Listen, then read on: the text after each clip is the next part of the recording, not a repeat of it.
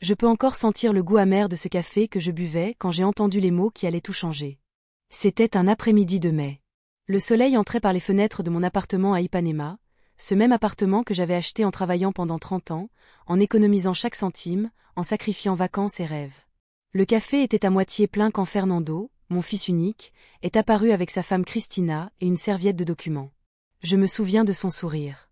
Pas un sourire d'affection, mais ce genre de sourire qui précède une victoire calculée. « Maman, j'ai apporté les papiers de l'acte pour que tu les signes », a-t-il dit, en les déposant sur la table basse, comme s'il s'agissait de simples papiers sans importance. Mais nous savions tous les deux ce qu'ils signifiaient. C'était mon appartement, ma sécurité, tout ce que j'avais construit transféré à son nom. C'est pour votre protection. Il le répétait depuis des mois. À votre âge, il est préférable d'avoir tout organisé. À mon âge, comme si 68 ans signifiait une incapacité, comme si les rides sur mon visage effaçaient des décennies d'expérience et d'intelligence. Pendant que je signais chaque page, j'ai remarqué le regard anxieux de Cristina, observant chaque mouvement de mon stylo comme un faucon. L'horloge murale semblait battre plus fort cet après-midi-là, chaque tic-tac marquant la fin d'une ère de ma vie. Ce qu'il ne savait pas, c'est que derrière la façade de professeur retraité, affectueux et naïf, il y avait une femme qui avait travaillé pendant des décennies comme enquêtrice spécialisée dans les crimes financiers. Une femme qui a appris à lire les gens, à détecter les mensonges, à anticiper les trahisons. Ma carrière réelle a toujours été un secret bien gardé, protégé par une vie apparemment ordinaire. J'ai signé la dernière page et j'ai remis les documents à Fernando. C'est alors que c'est arrivé. Comme si un interrupteur avait été actionné, le masque est tombé. Il a rangé les papiers dans la serviette, s'est levé et, avec un regard que je n'oublierai jamais, a prononcé ces mots qui résonnent encore dans mon esprit pendant mes nuits blanches. Maintenant, sors de ma vie, vieille femme. Je n'ai pas besoin de toi. Le silence qui a suivi était assourdissant. Cristina n'a montré aucune surprise, juste un léger sourire au coin de la bouche, confirmant qu'elle était complice. Il est devenu clair que ce n'était pas une impulsion, mais quelque chose de planifié, discuté entre eux, attendu depuis longtemps. Mon propre fils, celui que j'ai bercé pendant les nuits de fièvre, pour qui j'ai payé la meilleure éducation possible, à qui j'ai donné tout ce qu'une mère pouvait donner, me rejetait comme un objet inutile. Fernando, ai-je commencé à dire, mais il se dirigeait déjà vers la porte. Il n'y avait aucun remords dans ses yeux, juste de l'impatience. L'appartement est maintenant à moi. Vous avez une semaine pour partir, a-t-il ajouté, comme s'il parlait à une étrangère. Vous pouvez aller dans cette maison à Jacarepaga. C'est plus que suffisant pour vous. La maison à Jacarepaga, une petite propriété que j'ai héritée de mes parents, où je gardais quelques souvenirs et de vieilles boîtes. Pour lui, l'endroit idéal pour cacher une mère âgée, loin des yeux de la société qu'il fréquentait. Quand la porte s'est refermée, me laissant seule dans le salon, je n'ai pas pleuré. Quelque chose en moi s'y attendait déjà. Ces dernières années, j'avais remarqué les petits signes, les visites de plus en plus rares, toujours avec un intérêt financier, les courts appels téléphoniques pendant les vacances, la façon dont Fernando fouillait dans mes documents quand il pensait que je ne regardais pas. Ce qu'il ne savait pas, c'est que j'avais déjà un plan. 6 mois plus tôt, lorsque j'ai remarqué des documents étranges arrivant à mon nom, des comptes bancaires que je n'avais jamais ouverts, j'ai commencé à enquêter discrètement. En tant que professionnel que j'étais, je savais exactement ce qu'il fallait rechercher. Des caméras discrètes installées dans l'appartement ont révélé Fernando copiant mes documents personnels, utilisant mon CPF pour des opérations que j'ignorais. Ce soir-là, après son départ, j'ai pris le téléphone et j'ai appelé Antonio Santos. Mon ancien collègue de travail et voisin de l'immeuble. Il a fait exactement ce que nous avions prévu. J'ai dit avec un calme qui surprendrait Fernando s'il pouvait m'entendre. Activez le plan. Dans les jours suivants, j'ai fait semblant d'être dévastée. J'ai commencé à emballer certaines choses, comme si je me préparais vraiment à quitter l'appartement. Fernando est apparu une seule fois, avec un camion de déménagement, pour emporter les meubles qu'il voulait pour sa maison, les meilleurs, naturellement. Il n'a pas dit un mot de plus que le nécessaire. Cristina ne s'est même pas donné la peine d'apparaître. Elena, ma petite fille de 15 ans, est venue me voir en cachette de ses parents. « Mamie, je ne comprends pas pourquoi papa fait cela. » Elle a dit, les larmes aux yeux. Je l'ai serré fort contre moi, sentant son corps fragile, tremblant. Certaines personnes ne comprennent la valeur de quelque chose que lorsqu'elles le perdent, ma chérie. Mais ne t'inquiète pas pour moi. Mamie sait mieux prendre soin d'elle qu'il ne l'imagine. La veille du jour où je devais quitter l'appartement, j'ai reçu la visite du docteur, Paula Merel. Paula Merels.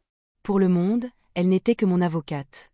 En réalité, c'était une ancienne collègue de la police fédérale avec qui j'avais travaillé dans des dizaines d'opérations contre les fraudes financières. Nous avons revu chaque détail de notre plan en buvant du thé sur le balcon, en observant la mer d'Ipanema que Fernando croirait bientôt être sienne de droit. Tout est prêt, Manuela, a confirmé Paula, en me montrant des documents sur sa tablette. Le piège est tendu. Maintenant, il suffit d'attendre qu'il y tombe. Combien de temps? J'ai demandé en servant davantage de thé. 6 mois ou plus. Nous surveillons tous les comptes, toutes les transactions. Chaque faux pas est enregistré. Le procureur fédéral est déjà impliqué. Cette nuit-là, j'ai dormi dans l'appartement pour la dernière fois. Ou du moins, c'est ce que Fernando pensait. J'ai regardé chaque coin, chaque souvenir imprimé sur les murs, l'endroit où Fernando a fait ses premiers pas, le coin du salon où nous avons célébré son entrée à l'université, la cuisine où j'ai préparé tant de déjeuners dominicaux qui sont devenus de plus en plus rares au fil des ans. Le lendemain matin, je suis sortie avec seulement 2 valises. J'ai laissé les clés au concierge, comme Fernando l'avait demandé. Donna Manuela, c'est dommage que vous partiez, a dit José, le concierge qui me connaissait depuis 2 décennies. Votre présence va nous manquer. Ne vous inquiétez pas, José. Parfois, nous devons faire un pas en arrière pour ensuite en faire 2 en avant. Il n'a pas compris ce que je voulais dire, mais il a souri gentiment. J'ai pris un taxi, non pas pour Jacarepaga, comme Fernando s'y attendait, mais pour Barra da Tijuca, où se trouvait ma véritable résidence. Un appartement confortable que j'avais acheté secrètement des années auparavant, prévoyant que ce jour pourrait arriver. Là, j'ai installé ce que nous appelions à la police une salle d'opération, des ordinateurs, des documents, des preuves collectées quotidiennement. Pendant les mois suivants, Fernando n'a fait aucun effort pour savoir comment j'allais, pas même un coup de téléphone, pas même un message, comme si j'avais simplement cessé d'exister. Ce qu'il ignorait, c'est que chacun de ses mouvements était surveillé, chaque opération financière traquée, chaque rencontre avec ses complices enregistrée. Et tandis que les jours passaient, je recevais des rapports constants de l'équipe que nous avions mise en place. Nous avons découvert que le schéma était beaucoup plus vaste que nous ne l'avions imaginé au départ. Fernando n'utilisait pas seulement mon nom et mon CPF pour quelques transactions douteuses. Il dirigeait un réseau de fraude immobilière qui lésait principalement les personnes âgées.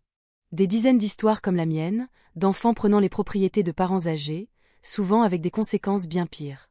Cela a cessé d'être seulement une affaire personnelle. C'est devenu une mission. Chaque nouveau document qui arrivait entre mes mains renforçait ma détermination. Ce n'est pas de la vengeance. Je le répétais à Antonio quand il s'inquiétait de mon implication émotionnelle. Dans ce cas, il s'agit de justice. L'anniversaire des 43 ans de Fernando approchait à grands pas. Il planifiait une grande fête sur un toit-terrasse à Copacabana, invitant des personnalités importantes de la société Carioca, des investisseurs potentiels, des personnes qui impressionneraient ses nouveaux voisins d'Ipanema. Ce serait sa consécration sociale en utilisant l'argent des fraudes et le statut de mon ancien appartement. Ce serait aussi le moment parfait pour notre contre-attaque. Les invitations pour la fête furent envoyées. La mienne, évidemment, n'était pas parmi elles, mais cela importait peu. Je serais présente d'une manière que Fernando ne pourrait jamais prévoir. Les préparatifs finaux de notre plan étaient en cours. Chaque détail était revu de multiples fois. Vous devez vous demander si, à un moment donné, j'ai hésité, si l'amour de mère a parlé plus fort que le sens de la justice. J'avoue que oui. Il y a eu des nuits où j'ai regardé de vieilles photographies. Je me suis souvenu des moments heureux, j'ai remis en question si je faisais la bonne chose, mais alors je me souvenais de ces mots, « Sors de ma vie, vieille femme ». Et je me souvenais aussi de toutes les autres victimes, des personnes âgées qui ont tout perdu et qui n'avaient aucun moyen de se défendre. Des personnes qui, contrairement à moi, n'avaient pas un passé dans l'enquête criminelle, ni de lien avec la police fédérale. D'où regardez-vous cela maintenant? De Rio de Janeiro, comme moi, ou d'un autre endroit du Brésil, où des histoires comme celle-ci se produisent aussi tous les jours. Si vous suivez mon récit jusqu'ici, sachez que cette histoire, malheureusement, est plus commune qu'on ne l'imagine. Alors, je vous demande de vous abonner à la chaîne Vovo Lambrou pour suivre le déroulement de cette histoire. Je veux vraiment savoir ce que vous pensez de tout cela. Que feriez-vous à ma place? Laissez votre opinion dans les commentaires et n'oubliez pas le like, car il a fallu beaucoup de travail pour rassembler le courage de raconter cette histoire si personnelle. Et maintenant, reprenons là où nous nous sommes arrêtés. Les petits signes qui m'ont fait soupçonner que quelque chose de très mauvais se passait juste sous mon nez. Les premiers signes ont commencé subtilement, comme les gouttes de pluie avant une tempête. Peut-être aurais-je dû m'en rendre compte avant, mais l'amour maternel a cette particularité. Il nous fait toujours croire à la meilleure version de nos enfants, même quand la réalité montre le contraire. Je me souviens clairement de la première fois que j'ai remarqué quelque chose d'étrange. C'était un mardi d'automne, de ceux avec un ciel nuageux qui font ressembler Rio de Janeiro à une ville différente. Fernando m'avait rendu visite la veille, chose rare depuis qu'il s'est marié avec Cristina. La visite, comme toujours, avait un but bien spécifique. Il avait besoin que je signe une procuration pour régler des questions concernant l'inventaire de son père. J'ai signé sans trop questionner. Augusto, mon ex-mari, était décédé il y a 5 ans et j'ai pensé que c'était seulement des formalités tardives. Le matin suivant, en rangeant quelques documents dans le bureau en mogno, que j'ai hérité de ma grand-mère, j'ai remarqué que mon chéquier était dans une position différente de celle où je le laissais toujours. Cela peut sembler de la paranoïa d'une dame de 68 ans, mais les vieilles habitudes d'enquêtrice ne meurent jamais. Pendant des décennies, j'ai travaillé en observant des schémas, en détectant des anomalies, en percevant quand quelque chose n'était pas à sa place. J'ai commencé à y prêter plus d'attention. Dans les semaines suivantes, j'ai reçu des correspondances étranges, des extraits de comptes bancaires que je n'ai jamais ouverts, des communications d'investissement que je n'ai jamais fait, même une lettre d'un cartorio à Petropolis mentionnant une propriété que j'aurais soi-disant achetée. Quand j'ai appelé la banque pour me renseigner, j'ai entendu la réponse qui a commencé à éveiller mes soupçons. La dame a autorisé son fils à réaliser ses opérations avec la procuration qu'elle nous avait envoyée. Une procuration au pluriel, pas seulement celle que j'avais signée récemment. Cette nuit-là, je n'ai pas réussi à trouver le sommeil. Les pièces commençaient à s'assembler, formant un puzzle perturbateur. Les visites de plus en plus rares de Fernando et Cristina, les déjeuners du dimanche qui n'arrivaient que quand ils avaient besoin de quelque chose, les questions insistantes sur mes investissements, sur la valeur de l'appartement à Ipanema, sur ma retraite. Suis-je en train de devenir paranoïaque ?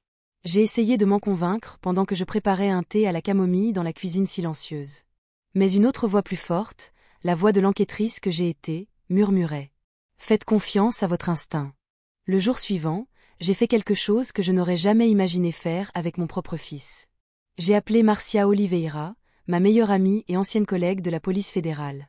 Nous nous sommes rencontrés au restaurant Cantino do Mar à Copacabana. Un endroit discret où nous avions l'habitude de discuter affaires il y a des décennies. Manuela, si vous avez cette suspicion, nous devons enquêter, a-t-elle dit après avoir entendu mes préoccupations. Vous savez mieux que quiconque comment fonctionne ce type d'arnaque. Nous avons déjà vu cela des centaines de fois, mais nous parlons de mon fils, Marcia, ai-je répondu en sentant un nœud dans ma gorge. Et c'est justement pour cela que vous devez en être sûr. Si vous vous trompez, tant mieux. Mais si vous avez raison, elle a laissé la phrase en suspens en remuant son café avec la cuillère en argent.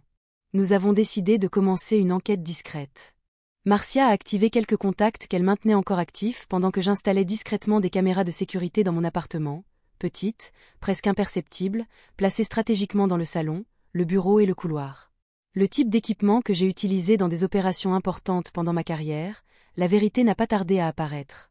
La semaine suivante, alors que j'étais censé être en physiothérapie, un rendez-vous hebdomadaire que Fernando connaissait bien, il est apparu dans l'appartement, a utilisé la clé qu'il avait pour les urgences et est allé directement à mon bureau. Les caméras ont tout capturé. Il a ouvert des tiroirs, photographié des documents, fouillé des dossiers, copié ma signature sur une feuille blanche.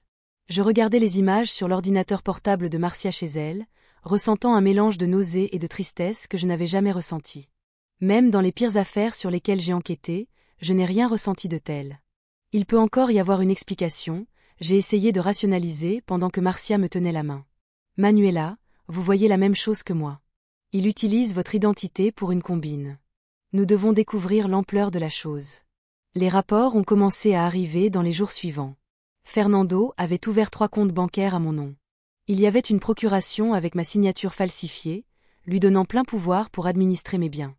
Nous avons également découvert qu'il était impliqué dans une combine immobilière plus importante, utilisant mon nom et mon CPF comme homme de paille dans des transactions suspectes.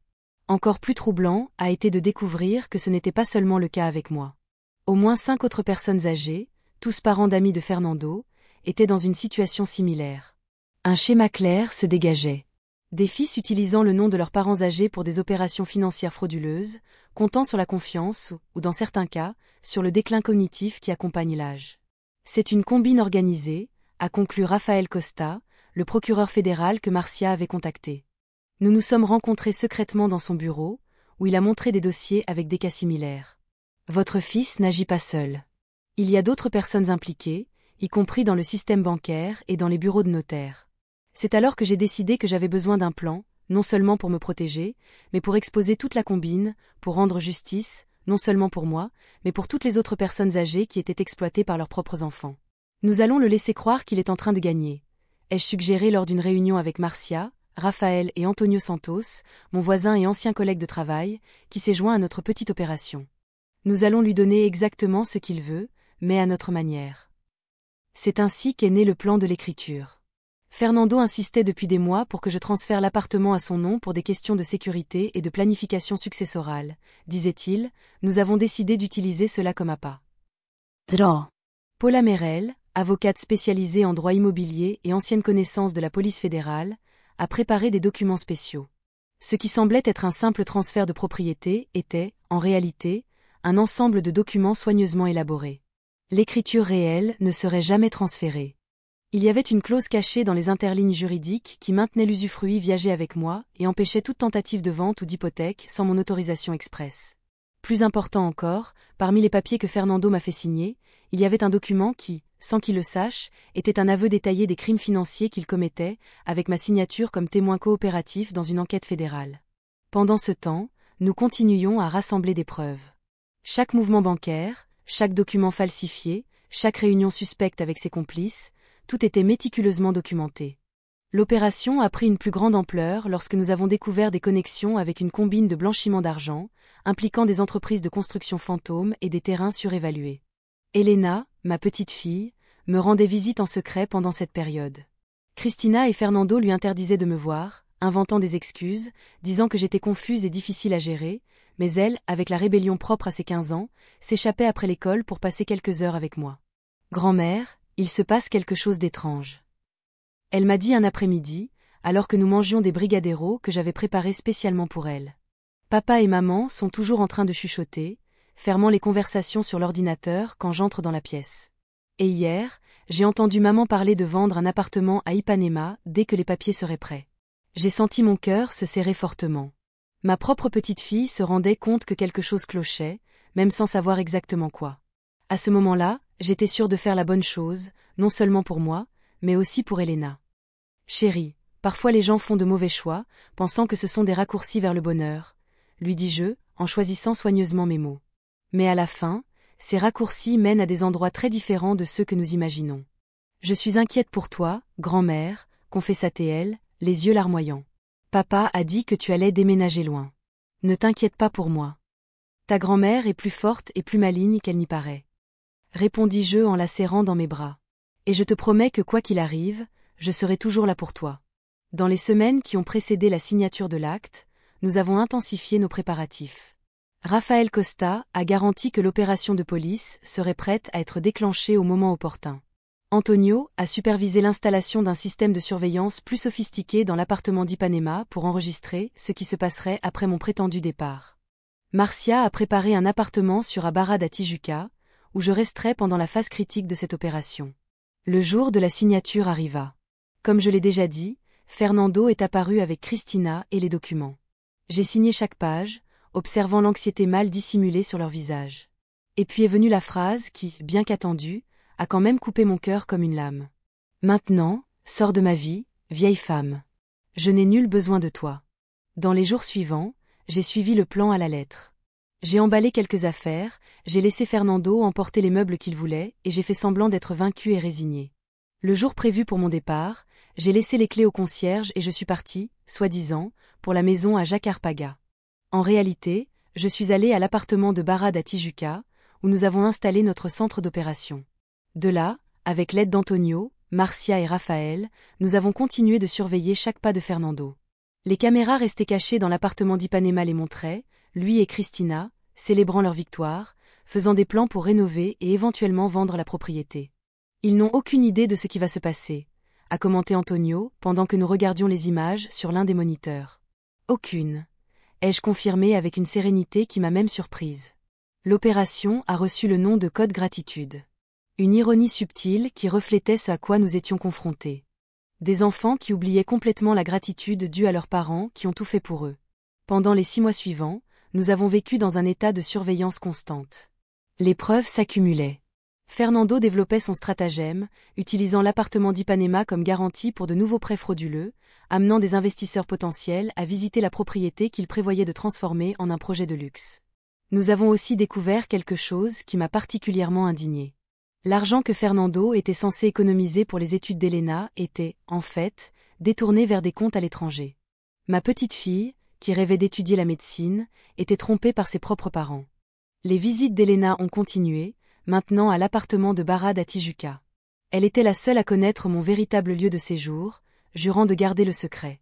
Nos conversations sont devenues un refuge pour nous deux. Elle échappant à l'atmosphère tendue de la maison, moi gardant le contact avec la seule personne de la famille qui comptait encore vraiment pour moi. Papa organise une énorme fête d'anniversaire, m'a-t-elle dit environ 5 mois après mon départ de l'appartement. Un rooftop à Copacabana avec vue sur la mer, il invite tous ceux qui sont importants dans le marché immobilier. Cette information a été le catalyseur que nous attendions. Une fête d'anniversaire avec tous ses contacts professionnels, investisseurs potentiels et complices réunis en un seul endroit. Le scénario parfait pour notre opération. C'est le moment, ai-je dit à Raphaël lorsque nous nous sommes réunis pour discuter du moment idéal. Tout le monde sera là, détendu, sans méfiance. Je suis d'accord, a-t-il répondu, en examinant l'invitation qu'Elena nous avait secrètement photographiée. De plus, nous avons suffisamment de preuves. Les mandats sont déjà prêts. Nous avons élaboré chaque détail de ce qui se passerait cette nuit-là. Les équipes de police positionnées stratégiquement, les huissiers de justice avec les documents nécessaires, le système vidéo qui interromprait la fête au moment exact, mon apparition surprise, pas physiquement, mais à travers les écrans répartis sur les lieux. La veille de l'opération, j'ai eu un moment d'hésitation. Assise sur le balcon de l'appartement à Barra, regardant la mer au loin, j'ai pensé à toutes les implications de ce que nous allions faire. Fernando Irait en prison. Sa réputation serait détruite. Elena devrait gérer le traumatisme de voir ses parents exposés publiquement. Nous pouvons encore reculer, a dit Antonio, qui a remarqué mon inquiétude en m'apportant une tasse de thé. Nous pouvons rechercher une solution plus privée, moins radicale. J'ai balancé la tête lentement. Ce n'est pas seulement à propos de moi, Antonio. C'est à propos de toutes les autres victimes.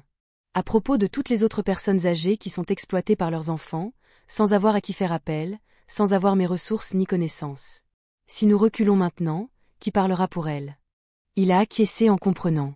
Tu as toujours été la plus courageuse d'entre nous, Manuela. Cette nuit-là, je revoyais d'anciennes photos de famille. Fernando enfant, courant sur la plage d'Ipanema. Adolescent, fier avec le trophée d'un championnat de natation, jeune adulte, à la remise des diplômes de la faculté, avec un avenir brillant devant lui. À quel moment ce garçon que j'aimais s'est-il transformé en l'homme calculateur qui trahissait maintenant non seulement ma confiance, mais celle de tant d'autres? Peut-être que je ne trouverai jamais de réponse à cette question, mais je savais que, indépendamment de mon amour pour lui, la justice devait prévaloir. Certaines leçons ne s'apprennent que de la manière la plus difficile. Le lendemain matin, l'opération Code Gratitude était prête à être déclenchée. J'étais prête à révéler à tous qui était réellement Manuela Monte. Pas seulement une mère trahie, mais une femme qui a consacré sa vie à combattre exactement le type de crime qu'elle subissait maintenant dans sa propre chair. L'horloge tournait. Chaque minute nous rapprochait du moment de vérité. L'adrénaline coulait dans mes veines, se mélangeant à la douleur et à la détermination. Je me suis souvenu des paroles d'un ancien mentor à la Policia fédérale. La justice parfois marche lentement, Manuela, mais elle arrive toujours à destination. Cette nuit-là, la justice arriverait à destination dans le penthouse d'un hôtel à Copacabana, sous les traits d'une fête d'anniversaire. Et mon fils découvrirait de la manière la plus dure possible que certaines trahisons ont un prix très élevé à payer. Pendant que je me préparais, ajustant le collier de perles que j'utiliserais pour enregistrer mon message vidéo, j'ai pensé à toutes les autres mères qui, à ce moment précis, étaient manipulées, trompées et rejetées par des fils ingrats. Cette opération serait pour elles tout aussi. Il est temps, a annoncé Raphaël, entrant dans la salle avec les derniers rapports en main. Les équipes sont positionnées. Le système vidéo est prêt. J'ai respiré profondément et j'ai acquiescé. L'enquêtrice Manuela Monte était de retour pour sa dernière et plus importante affaire. Préparer le piège parfait exige de la patience, de la précision et une touche d'audace. Pendant mes années à la Policia fédérale, j'ai appris que le meilleur moment pour capturer un criminel est quand il se sent le plus en sécurité, le plus invincible. Et Fernando, mon fils, ne s'est jamais senti aussi invincible que ces jours après la signature de l'acte. Le plan que nous avons élaboré ne portait pas seulement sur des documents légaux ou des preuves incriminantes, il s'agissait de créer une illusion si parfaite que Fernando ne se douterait jamais de rien jusqu'à ce qu'il soit trop tard. L'une des parties les plus difficiles a été de maintenir ma disparition convaincante. À toutes fins utiles, j'avais déménagé à Jacarpaga, vaincue et soumise, exactement comme Fernando s'y attendait. En réalité, l'appartement à Jacarpaga restait vide, ne recevant que des visites occasionnelles de Marcia pour maintenir les apparences. Lumières allumées à des heures spécifiques, rideaux ouverts pendant la journée, petit signe que quelqu'un vivait là. Pendant ce temps, j'établissais ma base d'opération dans l'appartement de Barra da Tijuca, un endroit que Fernando ignorait complètement. Il est essentiel qu'il croie que vous avez abandonné, a souligné DRA. Tauto, Paula Merel, c'est elle. Pendant que nous révisions les documents que Fernando m'avait fait signer faire. Nous étions dans le salon de l'appartement à Barra, entourés d'archives, d'ordinateurs et de matériel de surveillance. Son arrogance sera sa chute. Paula n'était pas seulement mon avocate, mais l'un des esprits juridiques les plus brillants que j'ai connus au cours de ma carrière. Sa spécialité était de créer des pièges légaux si sophistiqués que, lorsqu'ils étaient détectés, il était déjà trop tard pour s'en échapper. Ce qu'il croit être l'acte de transfert de l'appartement à plusieurs couches, expliqua-t-elle, soulignant des sections spécifiques du document avec un marqueur jaune. Première couche. Cela ressemble à un transfert standard de propriété. Deuxième couche. Maintient l'usufruit viagé pour vous. Rendant impossible toute tentative de vente ou d'hypothèque sans votre autorisation expresse. Et la troisième couche? Ai-je demandé, bien que connaissant déjà la réponse. Un sourire subtil apparut sur le visage de Paula. La troisième couche est la plus ingénieuse de toutes. Entre les clauses apparemment inoffensives, il y a une confession détaillée des crimes financiers qu'il commet, avec sa signature comme témoin coopératif. Juridiquement, c'est comme s'il avait tout avoué et que vous aviez été témoin de cette confession. Il ne lirait jamais chaque mot avant d'enregistrer, commenta Antonio, qui observait notre conversation tout en configurant l'un des systèmes de surveillance. Personne ne lit jamais. Exactement, confirma Paula. Les personnes avides lisent rarement les petits caractères. Ils sont trop occupés à penser à ce qu'ils vont gagner. Dans les semaines suivantes, nous avons surveillé chaque mouvement de Fernando à travers les caméras qui sont restées cachées dans l'appartement à Ipanema. L'appartement qu'il croyait désormais être entièrement le sien. Nous avons observé pendant qu'il amenait des investisseurs potentiels, montrant fièrement la vue sur la mer et se vantant de la façon dont il avait convaincu la vieille dame de transférer la propriété. L'une des scènes les plus douloureuses a été de le voir enlever des photos de famille des murs, les remplaçant par des œuvres d'art contemporaines que Christina avait choisies. Je l'ai vu jeter à la poubelle un porte-photo avec une photo de nous, Fernando, à 5 ans, assis sur mes genoux sur un banc de la Praça Nossa Senhora da Paz. Cette image jetée comme des ordures fut l'un des rares moments où j'ai permis aux larmes de couler. Ne laissez pas la douleur obscurcir votre jugement, conseilla Marcia, qui était avec moi à ce moment-là. Rappelez-vous l'objectif principal. Elle avait bien raison. Il ne s'agissait plus seulement de moi ou de Fernando. Notre enquête a révélé un schéma beaucoup plus vaste que nous ne l'avions imaginé au départ. Fernando et ses associés avaient créé un réseau sophistiqué de fraude immobilière qui ciblait spécifiquement les personnes âgées.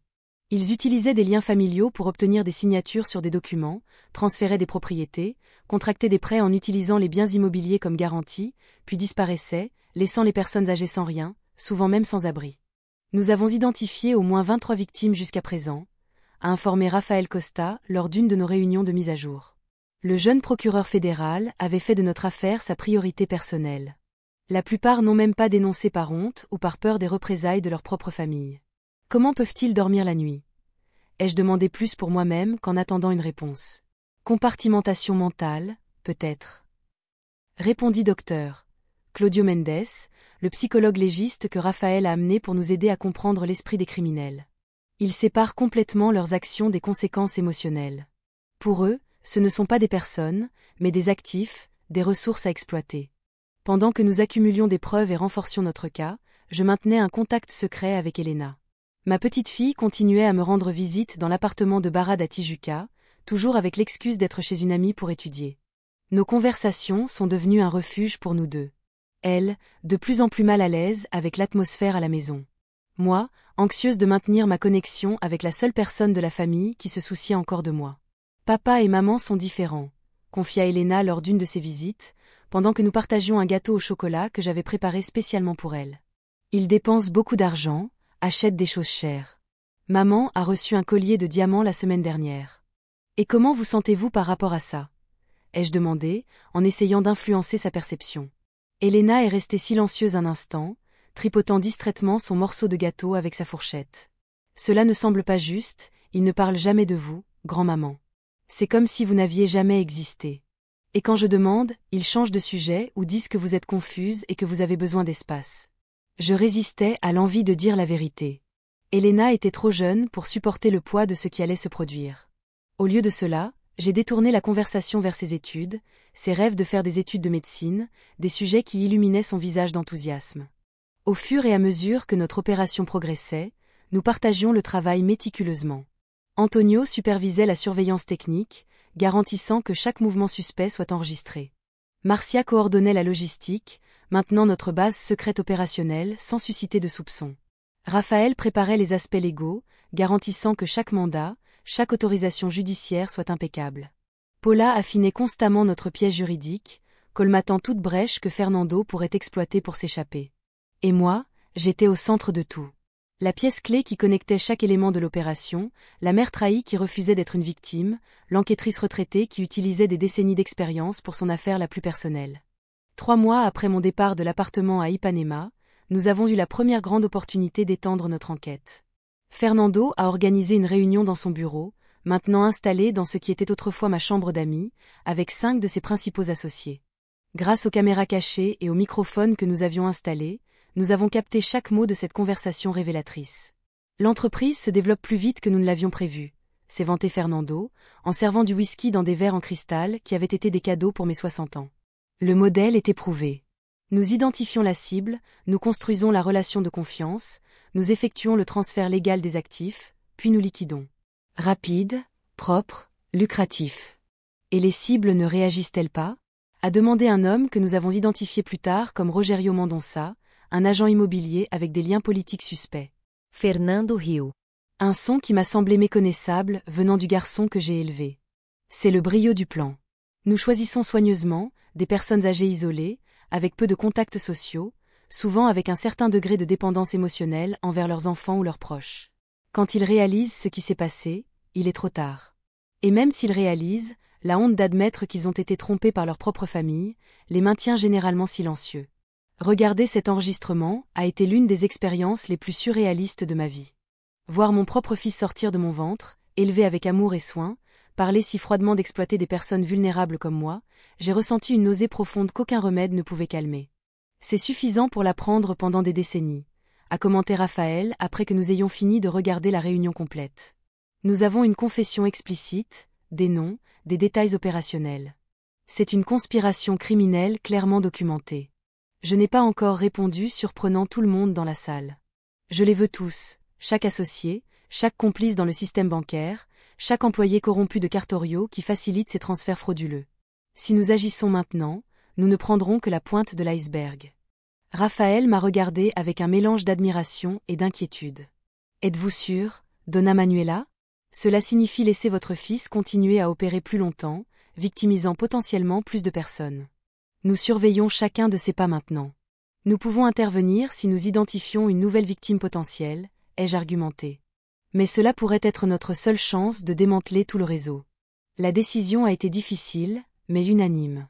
Nous continuerions à observer, à documenter, à construire un cas encore plus solide qui ne laisserait aucune place au recours ou aux technicités juridiques. Un cas qui non seulement punirait les coupables, mais servirait également de précédent pour protéger d'autres personnes âgées vulnérables à l'avenir. Pendant ce temps, Fernando continuait sa vie complètement inconscient de la tempête qui se formait autour de lui.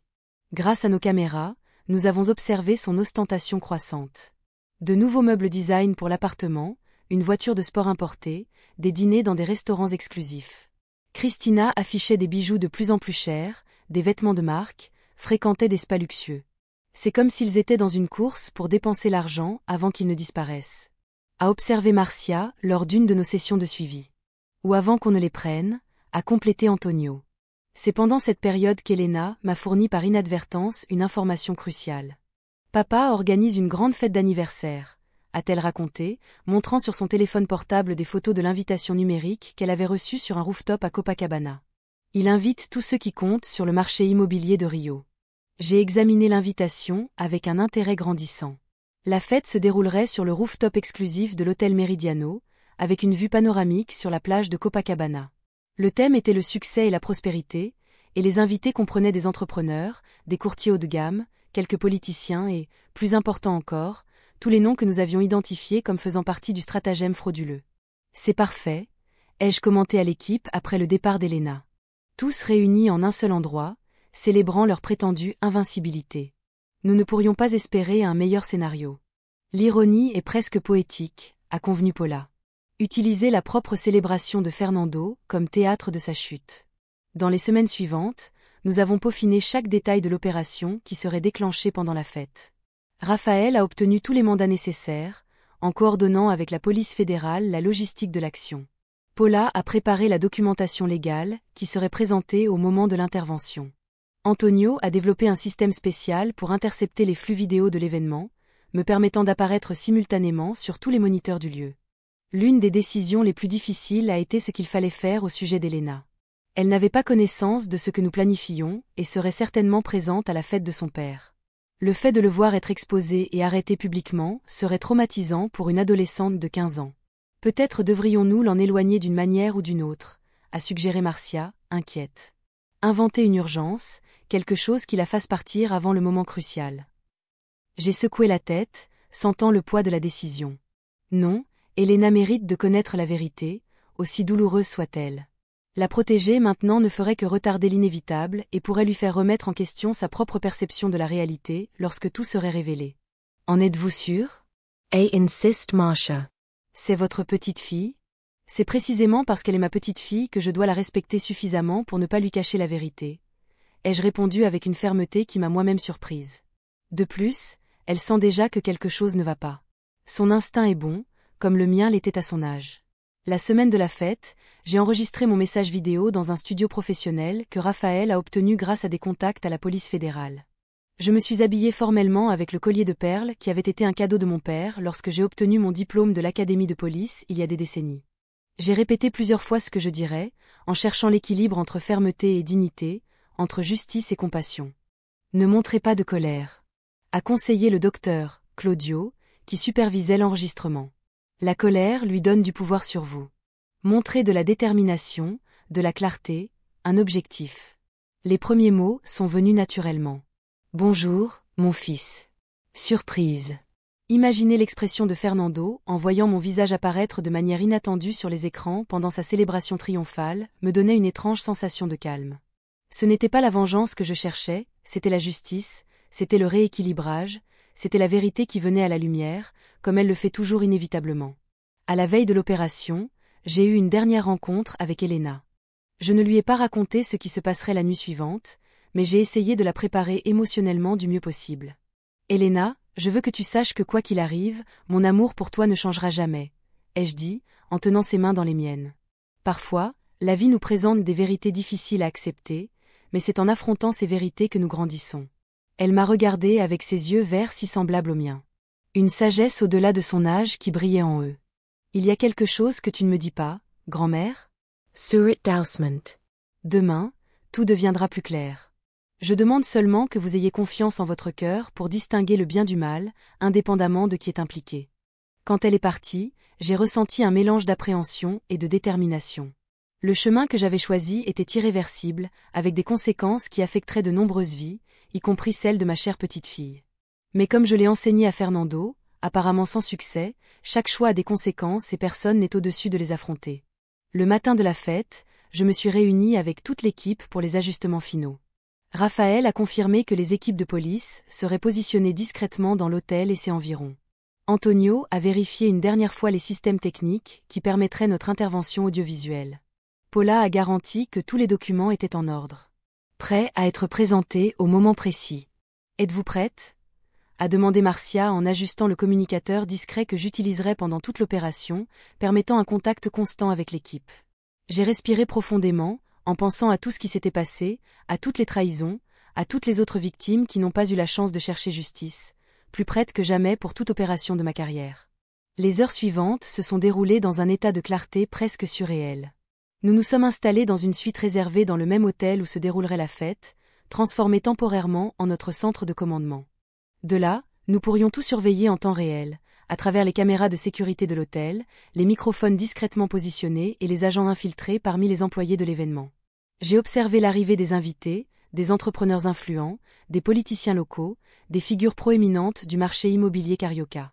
J'ai vu Fernando et Cristina les recevant triomphalement, lui dans un costume italien très cher. Elle exhibant un collier de diamants que je soupçonnais avoir été acheté avec de l'argent détourné à des personnes âgées vulnérables. J'ai vu Elena arriver, belle dans une robe bleu marine, paraissant déplacée parmi des adultes qui célébraient un succès construit sur l'exploitation et la fraude. J'ai noté son expression légèrement inconfortable, comme si elle sentait intuitivement qu'il y avait quelque chose de mal dans toute cette ostentation.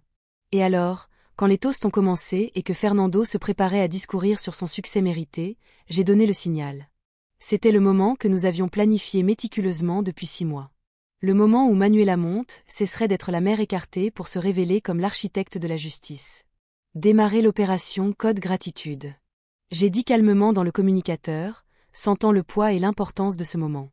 Maintenant, le moment de la révélation est arrivé avec la précision d'une montre suisse. Alors que j'observais à travers les moniteurs de notre salle d'opération, j'ai vu Fernando lever sa coupe de champagne, prêt à faire un discours à ses invités. Le sourire sur son visage irradiait la confiance de celui qui croit être au-dessus de toute conséquence. C'est exactement à cet instant de triomphe illusoire que nous avons donné le coup d'envoi à l'opération. Mesdames et messieurs, a-t-il commencé, sa voix amplifiée par le système de son de l'élégant rooftop. Je vous remercie de votre présence à cette célébration spéciale. À 43 ans, je peux dire que j'ai finalement réussi. Ces paroles ont été soudainement interrompues lorsque tous les écrans du lieu, les grands écrans LED décoratifs, les moniteurs des bars, même les petits écrans des totems informatifs, se sont obscurcis simultanément. La musique d'ambiance a cessé, créant un silence déconcertant qui a capté l'attention de toutes les personnes présentes.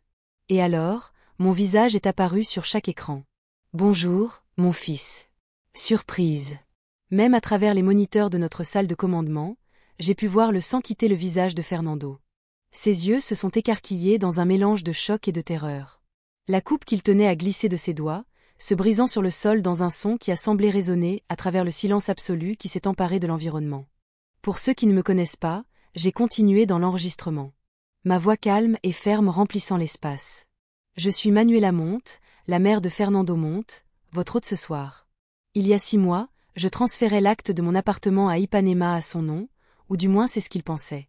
Les caméras ont capté le mouvement nerveux des yeux de Fernando, cherchant une sortie, une explication, n'importe quoi qui pourrait interrompre ce qui se passait.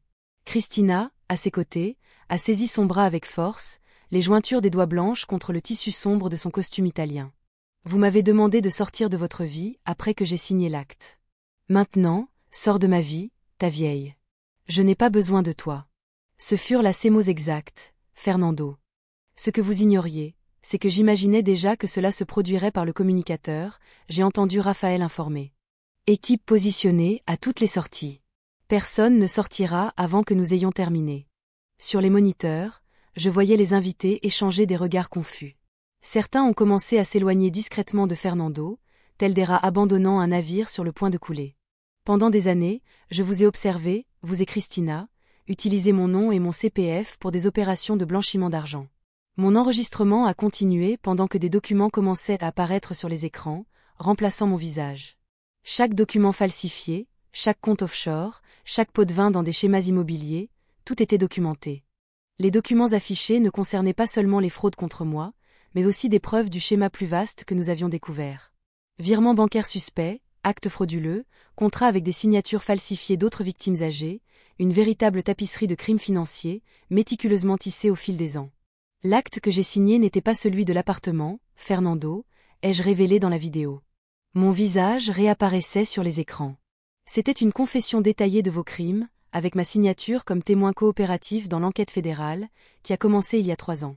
C'est à ce moment-là que les portes du toit-terrasse se sont ouvertes, laissant passer des agents de la police fédérale en uniforme, dirigés par Raphaël Costa. Ils se sont positionnés stratégiquement dans la pièce, pendant que les invités commençaient à murmurer entre eux, certains cherchant déjà nerveusement leurs sacs et leurs vestes. Sur le moniteur, j'ai vu le moment exact où Elena, ma petite fille, a compris ce qui se passait. Elle était arrêtée près d'une des tables basses, le verre de soda glacé à mi-chemin de la bouche, les yeux fixés sur l'image de la grand-mère que tous croyaient reléguée à un appartement éloigné à Jacarpaga. Comment. Comment avez-vous fait cela? Balbutia Fernando, parlant aux écrans comme si je pouvais l'entendre en temps réel. Comme pour lui répondre, la vidéo a continué. Vous avez oublié qui je suis, Fernando? Avant d'être votre mère, j'ai été enquêtrice de crimes financiers pendant 3 décennies. Avez-vous vraiment cru que je ne remarquerais pas ce qui se passait sous mon propre toit? Raphaël s'est approché de Fernando, qui semblait avoir pris 10 ans au cours des dernières minutes. Fernando monte, annonça-t-il, sa voix professionnelle et impersonnelle. Vous êtes arrêté pour les crimes d'escroquerie, de blanchiment d'argent, de fausseté idéologique, de détournement de fonds et pour formation de bande.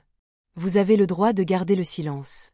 Pendant que Raphaël récitait les droits constitutionnels, 2 agents se sont positionnés aux côtés de Fernando. Christina a essayé de s'éloigner, se déplaçant discrètement vers une des sorties latérales, mais a été interceptée par une agente qui attendait déjà ce mouvement. Cristina Alves Montes, annonça elle agente. Vous êtes également arrêté pour les mêmes chefs d'accusation. Le chaos contrôlé qui a suivi s'est déroulé exactement comme nous l'avions prévu. Les agents identifiaient et arrêtaient chacun des associés présents à la fête. Rogerio Mendonça, le courtier immobilier, Eduardo Passo, le directeur de banque qui facilitait les transactions frauduleuses. Daniela Lemos, l'employé du bureau de notaire qui enregistrait les documents sans vérifier leur authenticité. À travers les moniteurs de notre salle de commande, j'ai observé la scène se dérouler comme une pièce de théâtre soigneusement répétée. Certains invités, réalisant qu'ils n'étaient pas directement impliqués, essayaient de sortir discrètement, mais les agents positionnés aux sorties les informaient que tous devaient témoigner en tant que témoins. Va vers Elena, ai-je demandé à Marcia par le communicateur. Elle a besoin de soutien maintenant. Marcia, qui était positionnée parmi les invités comme une fausse serveuse, a acquiescé et s'est déplacée discrètement vers ma petite fille, qui restait immobile, comme si ses pieds étaient collés au sol. Mon attention est revenue vers Fernando lorsque les écrans ont affiché le moment final de mon message. Je t'ai tout donné, Fernando, y compris la chance d'être honnête. Vous avez choisi cette voie. Les moniteurs ont montré Fernando menotté, le choc initial faisant place à une colère impuissante. Vous ne pouvez pas me faire ça, a-t-il crié aux écrans, comme si je pouvais répondre. Je suis votre fils, votre unique fils. Et vous êtes le fils qui a choisi de trahir sa propre mère. Répondit Raphaël, pas pour moi, mais exprimant ce que tout le monde dans la salle pensait. Allons-y, Sandre. Monte, ne rendez pas les choses plus difficiles qu'elles ne le sont déjà. Christina, contrairement à Fernando, gardait un calme calculé, comme si elle évaluait déjà ses options juridiques. Ses yeux froids parcouraient l'environnement, identifiant probablement ceux qui pourraient l'aider plus tard. Quand son regard a croisé celui d'Elena, j'ai vu quelque chose de rare sur son visage, un éclair de honte, vite remplacé par le masque d'indifférence qu'elle portait si bien. C'est alors que j'ai décidé qu'il était temps d'apparaître en personne. Je descends, ai-je informé l'équipe via le communicateur. Êtes-vous sûr ? A questionné Antonio, une inquiétude évidente dans la voix. Pouvons-nous terminer l'opération sans votre présence physique ? Je le suis. J'ai répondu avec détermination. Elena a besoin de me voir, et Fernando aussi. J'ai ajusté mon collier de perles, vérifié mon reflet dans le miroir de la salle d'opération, et respiré profondément. Ce serait la confrontation la plus difficile de ma vie, plus ardue que toute opération que j'ai coordonnée à la Policia fédérale. Lorsque les portes de l'ascenseur se sont ouvertes sur le toit, le brouhaha des voix a diminué progressivement jusqu'à ce qu'un silence absolu envahisse l'environnement. J'ai marché d'un pas ferme, la posture droite que j'ai maintenue pendant toute ma carrière, les yeux fixés vers l'avant. Fernando, déjà menotté et sur le point d'être emmené, s'est figé en me voyant. Son visage a affiché une succession d'émotions, choc, confusion, colère, et finalement, ce qui a semblé être un éclair de compréhension tardive. Comment? A-t-il commencé, mais les mots semblaient lui manquer. Je me suis arrêtée à quelques pas de distance, en conservant une dignité qui contrastait avec son état actuel. Cheveux décoiffés, cravate de travers, la sueur tachant le col de sa chemise chère. Vous m'avez sous-estimé, Fernando, a dit ma voix calme, remplissant simplement le silence tendu. Comme beaucoup sous-estiment les personnes âgées, confondant les cheveux blancs avec la fragilité, les rides avec l'incapacité, l'expérience avec l'obsolescence. J'ai remarqué du coin de l'œil que plusieurs invités filmaient discrètement la scène avec leur téléphone portable. Demain, ce serait une nouvelle dans tous les journaux, partagée à l'infini sur les réseaux sociaux. L'humiliation publique faisait partie de la punition, mais ce n'était pas là mon objectif principal. Pourquoi ? Ai-je demandé. La seule question qui importait vraiment. Pourquoi trahir celui qui t'a toujours tout donné ? Fernando a détourné le regard, incapable de soutenir le mien. Vous ne comprendriez pas, a murmuré Théil, l'arrogance encore présente même dans la défaite. Essayez, ai-je insisté en gardant mon calme. Je pense que je mérite au moins cela. Il a respiré profondément, trouvant finalement mes yeux. C'était trop facile, a-t-il avoué avec une honnêteté brutale qui m'a surprise. Vous et tous les autres, si confiant, si disposé à croire au meilleur des gens, si vulnérable. Ces paroles confirmaient ce que le docteur, Claudio, avait expliqué sur la mentalité de ces criminels. Ce n'était pas seulement de la cupidité, c'était la facilité de l'exploitation, le pouvoir qu'ils ressentaient en manipulant les autres, en particulier ceux qu'ils devraient protéger. Je comprends, ai-je répondu, et je comprenais vraiment. Je n'étais pas d'accord. Je ne pourrais jamais être d'accord, mais je comprenais la mécanique psychologique derrière leurs actes. J'espère que cela en aura valu la peine. Avant qu'il ne puisse répondre, j'ai senti un mouvement rapide sur le côté. Elena avait finalement quitté son état de choc et courait maintenant vers moi. Ses bras m'ont entouré dans une étreinte étroite, son corps tremblant de sanglots contenus. « Grand-mère » a-t-elle murmuré contre mon épaule. Je savais que quelque chose n'allait pas. Je le savais. Je l'ai serré contre moi, sentant une vague de protection maternelle s'étendre de ma fille à ma petite-fille. « Tout va bien maintenant, ma chérie ?» J'ai assuré, en m'écartant doucement pour la regarder droit dans les yeux. « Tu viendras avec moi, tout est déjà prêt. » Le regard de panique qui a traversé le visage de Christina, en entendant cela était presque imperceptible, mais mes années d'entraînement m'ont permis de le saisir. « Elle est notre fille », a protesté Christina, luttant contre les menottes qui entravaient ses mouvements. « Vous ne pouvez pas simplement l'emmener. » « En fait, elle le peut », intervint Paula Merel, qui venait d'arriver sur le toit. Mon avocate s'est approchée d'un pas assuré, une serviette de documents à la main. « J'ai ici une mesure conservatoire de garde provisoire, signée par le juge du tribunal de la famille il y a 3 heures. Compte tenu des circonstances criminelles impliquant les 2 parents, Elena restera sous la garde de sa grand-mère maternelle jusqu'au jugement définitif. » Le regard que Christina a lancé à Paula était de pure haine, mais il n'y avait rien qu'elle puisse faire. Le réseau que nous avons tissé autour d'eux était inévitable, chaque détail étant méticuleusement planifié. « Ce n'est pas fini », a menacé Fernando, alors que les agents commençaient à l'emmener. « J'ai des connexions, j'ai de l'argent. » « Non, Fernando, c'est bien fini. » Ai-je corrigé gentiment. « Vos connexions sont arrêtées en ce moment même lors d'opérations simultanées dans toute la ville. Et quant à l'argent, j'ai marqué une pause significative. Tous les biens acquis avec des ressources illicites sont déjà bloqués et en cours de séquestre judiciaire. Y compris l'appartement à Ipanema, dont je dois rappeler qu'il n'a jamais cessé d'être légalement le mien. » La compréhension de l'étendue de sa défaite a finalement semblé le frapper. Ses épaules se sont affaissées, le masque de confiance s'effondrant complètement. « Allons-y, monsieur Monte », a insisté Raphaël avec une gentillesse professionnelle qui rendait tout plus dévastateur. « Vos avocats pourront le retrouver au siège de la police fédérale. » Alors qu'on l'emmenait, Fernando a regardé en arrière une dernière fois. Nos regards se sont croisés pendant un moment qui a semblé durer une éternité. J'ai vu en lui le garçon qu'il était autrefois, le fils que j'ai aimé inconditionnellement, maintenant perdu dans un labyrinthe d'avidité et d'auto-illusion. « Mère !» Il a commencé, mais les mots ont semblé lui manquer. « Je sais », ai-je répondu simplement. Et alors il est parti, conduit par les agents vers l'ascenseur, avec Christina et les autres détenus. Les invités restants ont commencé à être regroupés pour témoigner, beaucoup semblant soulagés de n'être qu'à la périphérie du scandale. Elena est restée à mes côtés, sa main tenant fermement la mienne, comme si elle craignait que je ne disparaisse à nouveau. « Qu'est-ce qui va se passer maintenant » a-t-elle demandé, sa voix petite et incertaine. « Maintenant, nous rentrons à la maison », ai-je répondu en enveloppant ses épaules de mon bras. « Nous avons beaucoup de choses à discuter, beaucoup de choses à régler, mais nous le ferons ensemble. » Marcia s'est approchée, apportant le manteau d'Elena. « La voiture attend derrière », a-t-elle informé discrètement pour éviter la presse qui a déjà commencé à se rassembler à l'entrée principale. J'ai remercié d'un signe de tête et j'ai commencé à guider Elena vers la sortie de service. Alors que nous marchions, j'ai remarqué les regards des invités restants, certains d'admiration, d'autres de curiosité, beaucoup de respect nouvellement découvert pour celle que tous avaient supposé n'être que la vieille mère jetable. Dans l'ascenseur de service, Elena a finalement exprimé la question qui la consumait certainement de l'intérieur. « Vous saviez ce qu'il faisait depuis le début ?» J'ai regardé ma petite fille, voyant en elle l'intelligence et l'intégrité que j'espérais avoir contribué à cultiver, même à distance. « Pas depuis le début », ai-je avoué honnêtement, mais quand j'ai commencé à le remarquer, j'ai fait ce que j'ai toujours fait tout au long de ma carrière. J'ai enquêté, j'ai recueilli des preuves, j'ai construit un dossier solide et l'appartement. Il pensait vraiment avoir réussi ? Un petit sourire a effleuré mes lèvres. Votre père a toujours été négligent avec les détails. Il ne lisait jamais les contrats jusqu'au bout. Il ne vérifiait jamais les petits caractères. Un défaut fatal pour quelqu'un dans sa branche d'activité.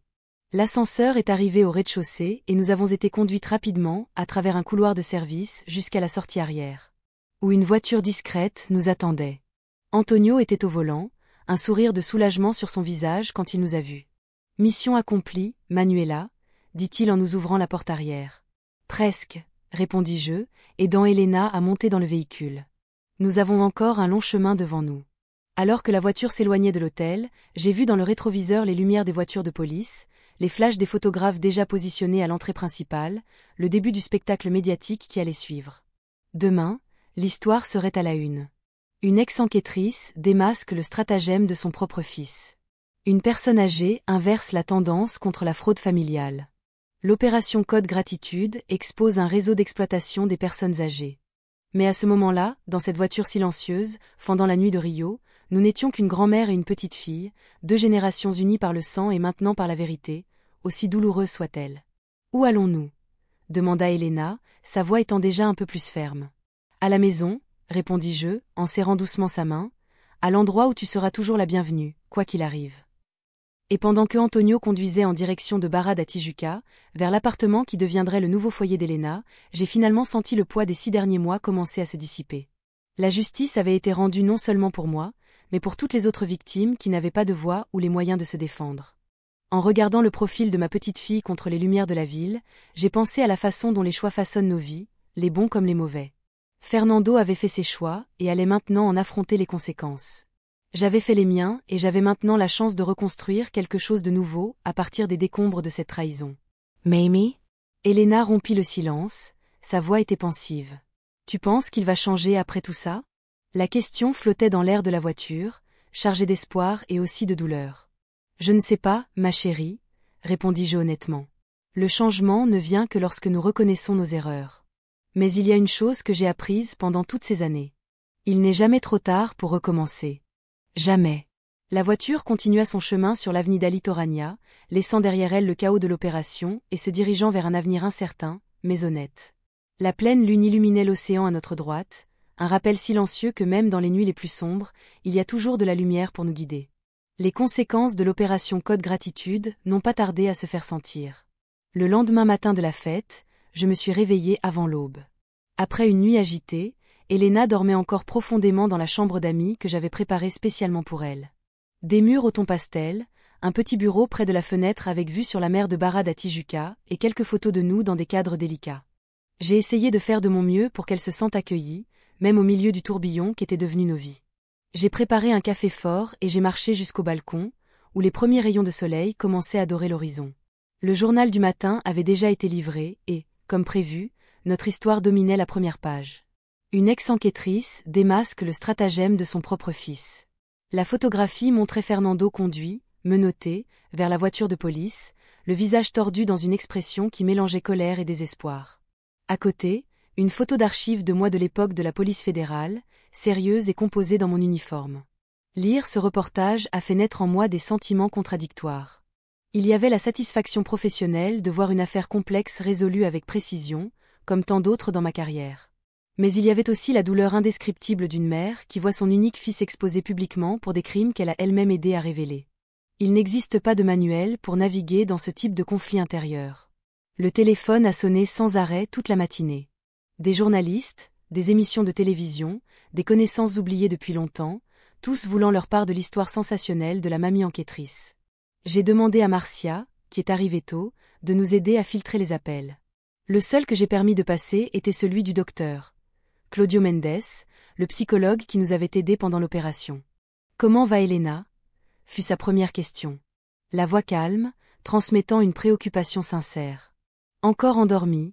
ai-je répondu, baissant le ton tout en m'éloignant vers le bureau. Elle était épuisée, physiquement et émotionnellement. « Et toi, Manuela, comment gères-tu tout ça ?» Ai-je hésité avant de répondre, me permettant, pour la première fois, depuis le début, de reconnaître le poids émotionnel que je portais. Je suis en train de gérer. Une partie de moi sent que j'ai trahi mon propre fils. L'autre c'est que j'ai fait ce qui était nécessaire. Les deux parties ont raison, a-t-il observé gentiment. Il n'existe pas de réponse simple à des dilemmes moraux comme celui-ci. L'important maintenant est de prendre soin d'Elena et de toi-même. Le trauma peut se manifester sous des formes inattendues dans les prochains jours. Suivant son conseil, nous avons combiné des séances de thérapie pour Elena 3 fois par semaine. Et aussi pour moi, la justice sans guérison est juste une autre forme de punition. Il a rappelé cela avant que nous raccrochions. Ces paroles sont restées avec moi pendant que je préparais un petit déjeuner substantiel, anticipant qu'Elena se réveillerait affamée après le tourbillon émotionnel de la nuit. Vers 10 heures du matin, Rafael Costa a appelé avec des informations officielles. L'opération avait été un succès absolu, avec 19 arrestations effectuées simultanément en divers points de Rio de Janeiro. Le schéma était encore plus grand que nous l'imaginions, impliquant des fonctionnaires de 3 cartoriaux différents et 2 directeurs bancaires de haut niveau. Plus de 30 personnes âgées avaient été identifiées comme victimes jusqu'à ce moment. Beaucoup d'entre elles n'étaient même pas conscientes que leurs propriétés avaient été transférées frauduleusement. Fernando et Cristina sont transférés à Bangu cet après-midi, a informé Raphaël. L'audience de custodia a été réalisée ce matin. Considérant la gravité des crimes et le risque d'obstruction à la justice, la détention provisoire a été maintenue. Bangu, le complexe pénitentiaire où j'ai passé des années à enquêter sur des schémas de corruption. Maintenant, mon propre fils serait là dans une cellule portant l'uniforme gris des détenus, sujet aux mêmes règles sévères que j'ai aidé à imposer à tant d'autres criminels. L'ironie ne m'échappait pas. Fernando a demandé à parler avec vous, a ajouté Raphaël après une pause. Ce n'est pas obligatoire, bien sûr. La décision est entièrement vôtre. Cette information m'a prise au dépourvu. Que pourrait vouloir dire Fernando maintenant? Plus d'accusations, des supplications désespérées, des promesses vides de repentir? Je vais y réfléchir, ai-je répondu finalement. Pour le moment, ma priorité est Elena. Comme si elle était invoquée par nos paroles, j'ai entendu les pas doux de ma petite fille dans le couloir. J'ai remercié Raphaël et j'ai raccroché, composant rapidement une expression plus sereine. Elena est apparue à la porte de la cuisine, portant encore le pyjama que nous avions acheté à la hâte la nuit. Les cheveux ébouriffés, les yeux gonflés d'avoir tant pleuré. Elle paraissait simultanément plus jeune et plus âgée que ses 15 ans. La vulnérabilité d'un enfant mélangée à la compréhension prématurée de vérités d'adulte. « Bonjour, ma chérie », ai-je dit, en essayant de maintenir un ton de normalité qui paraissait absurdement inadéquat face aux circonstances. « J'ai préparé des crêpes. Ce sont toujours tes préférées ?» Elle a acquiescé silencieusement, s'asseyant à la table de la cuisine. J'ai servi une assiette généreuse et je l'ai placée devant elle avec un pichet de jus d'orange fraîchement pressé. J'ai observé pendant qu'elle mangeait mécaniquement, comme si son corps reconnaissait la nécessité de nutrition, même si son esprit était ailleurs. « Ils sont dans les journaux, n'est-ce pas ?» a-t-elle demandé finalement, sans lever les yeux de son assiette. Il n'y avait aucun intérêt à cacher. Oui, à la première page, Elena a acquiescé de nouveau, comme si elle confirmait quelque chose qu'elle savait déjà. Les filles de l'école vont voir, tout le monde va savoir. La réalité des conséquences sociales pour Elena m'a frappée de plein fouet. Elle n'était pas seulement la fille de criminels récemment dévoilés. C'était une adolescente en pleine phase de formation identitaire, pour qui la perception des collègues avait un poids immense. Nous pouvons la transférer dans une autre école, si vous préférez, ai-je suggéré gentiment, peut-être même dans un autre quartier. À ma surprise, Elena a secoué la tête avec fermeté. Non, je ne vais pas me cacher. Je n'ai rien fait de mal. Ses yeux, si semblables aux miens, ont fini par rencontrer les miens. Vous m'avez enseigné cela, grand-maman, que nous devons affronter la vérité, aussi dure soit-elle. La fierté que j'ai ressentie à ce moment était si intense qu'elle a presque éclipsé la douleur des derniers mois. Au milieu de toute cette malhonnêteté, ma petite fille avait choisi le chemin de l'intégrité. Peut-être était-ce là le véritable héritage que je laisserais, non pas à travers le fils que j'ai perdu à cause de la cupidité, mais à travers la petite fille qui a hérité de mon sens de la justice. Les jours suivants se sont déroulés selon une routine improvisée. Elena a commencé ses séances avec le docteur Claudio, qui venait gentiment à l'appartement pour lui éviter l'exposition publique. J'alternais entre des réunions avec des avocats, des dépositions complémentaires pour la police fédérale et de longues conversations avec Paula Merel sur les implications légales de tout cela.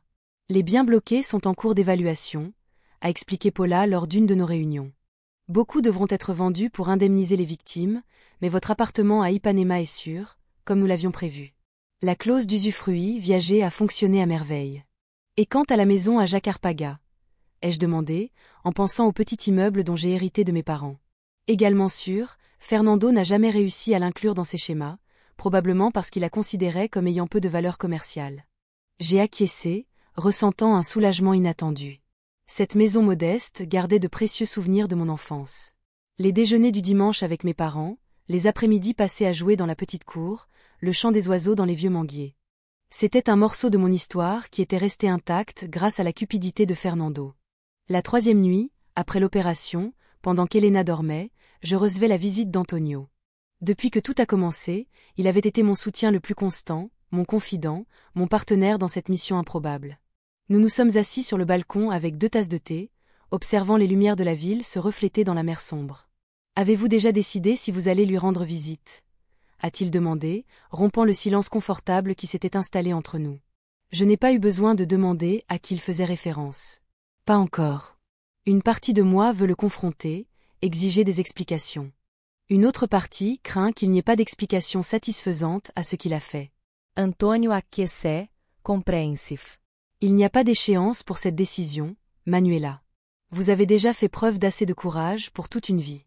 J'ai regardé cet homme qui avait été à mes côtés dans les moments les plus difficiles et j'ai ressenti une vague de gratitude.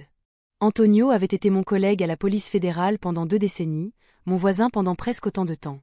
Et maintenant, dans cette phase inattendue de la vie, quelque chose de plus. Un havre sur au milieu de la tempête.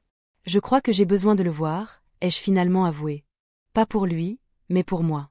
Pour clore ce chapitre correctement, Antonio a recouvert ma main de la sienne, un geste simple de soutien qui disait plus que des mots. Quand vous déciderez d'y aller, vous n'avez pas besoin de le faire seul. Le lendemain matin, après avoir laissé Elena aux soins de Marcia, je conduisais vers le complexe pénitentiaire de Bangui. La procédure pour les visites était rigoureuse. Identification, fouilles, longues attentes dans des couloirs gris et impersonnels. Chaque pas dans cet endroit me rappelait des souvenirs de mes visites professionnelles dans le passé, quand j'étais de l'autre côté, interrogeant des suspects, recueillant des dépositions. Fernando a été amené à la salle des visites avec les mains menottées, portant l'uniforme gris de l'institution. Le contraste avec l'homme élégant de la fête d'anniversaire ne pouvait être plus choquant. Son visage montrait des signes évidents de nuit mal dormie et il y avait un nouveau pli entre ses sourcils, qui n'était pas là auparavant. « Mère », a-t-il dit quand il m'a vu, la voix dépourvue de son arrogance habituelle. « Vous êtes venue ?»« Je suis venue », ai-je confirmé, en m'asseyant sur la chaise en métal en face de lui. « Vous avez demandé à me voir. » Le garde s'est placé discrètement dans le coin de la pièce, nous donnant une illusion d'intimité, bien que nous sachions tous les deux que chaque mot serait entendu et enregistré. « Comment vas-tu, Elena ?» demanda-t-il, me surprenant par sa première préoccupation, gérant la situation mieux qu'on ne pouvait s'y attendre. « Elle est forte. Comme toi ?» observa-t-il avec ce qui sembla être une admiration sincère. « Je n'ai jamais imaginé que tu pourrais faire ce que tu as fait. C'était ton erreur, Fernando. Me sous-estimer. Comme tant de gens sous-estiment les personnes âgées. » Il baissa les yeux, un rare geste de soumission que je n'avais jamais vu chez lui en tant qu'adulte. Je voulais m'excuser, mais je sais qu'il n'y a aucune excuse pour ce que j'ai fait. Non, il n'y en a pas. J'acquiesçai, en gardant la voix ferme. Il ne s'agit pas seulement de moi. Il y avait d'autres personnes âgées que vous et vos associés avez exploitées.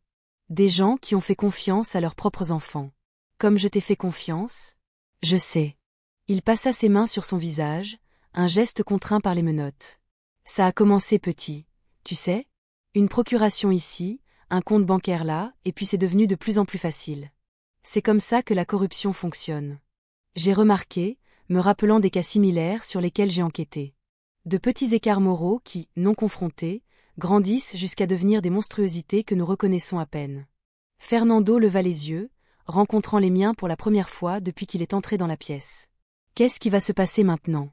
Tu seras soumis à un procès. Les preuves sont irréfutables. Il y aura une condamnation. Je le sais. Je te le demande pour toi et Elena. Sur nous ? La question flottait dans l'air entre nous, chargée d'implications. Que reste-t-il d'une famille après une trahison de cette ampleur ? Quel type de relation pourrions-nous avoir après ce qui s'est passé ? Je ne sais pas, Fernando, ai-je répondu honnêtement. Certaines blessures sont trop profondes pour guérir complètement, mais je sais qu'Elena a encore besoin d'un père, même si c'est un père imparfait, et tu resteras toujours mon fils, même si tu es devenu quelqu'un que je reconnais à peine. Tu penses qu'un jour tu pourras me pardonner ?